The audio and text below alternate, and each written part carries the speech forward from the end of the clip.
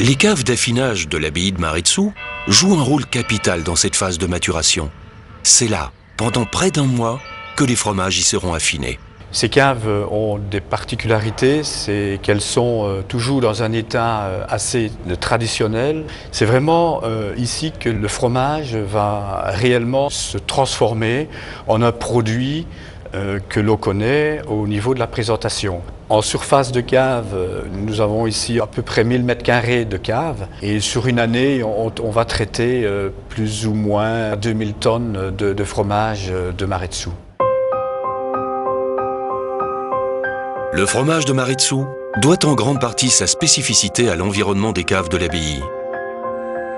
Leur température régulière et leur air chargé d'humidité favorisent le développement d'une flore typique responsable de la transformation d'un simple caillé en véritable fromage d'abbaye. Les germes de surface qui vont se développer sur le fromage tout au long de l'affinage vont transformer la croûte qui est en fait essentiellement de la protéine et de la matière grasse. Et les germes qui sont sauvages, puisqu'ils sont issus de notre milieu, ont des caractéristiques propres qui vont dégrader la protéine et donner des goûts et des odeurs tout à fait particulières que l'on ne retrouvera que sur nos produits. Sans cette flore si chèrement préservée, il n'y aurait pas d'affinage possible. Son rôle est primordial.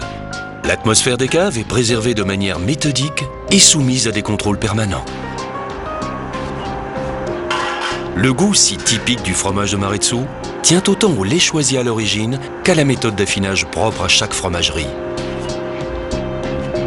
Ici, et durant plusieurs semaines, des soins manuels constants vont être apportés au fromage.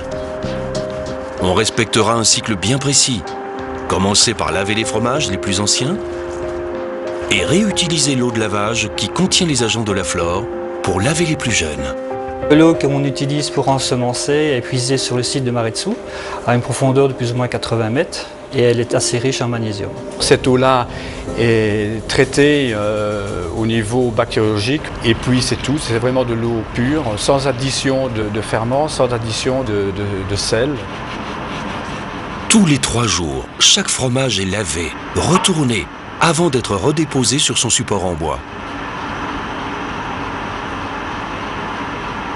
Chaque affineur peut ainsi soigner 3 à 4 000 fromages par jour, soit la manipulation de près de 6 tonnes. 21 jours de soins manuels attentifs sont nécessaires pour amener un Maretsu à maturité.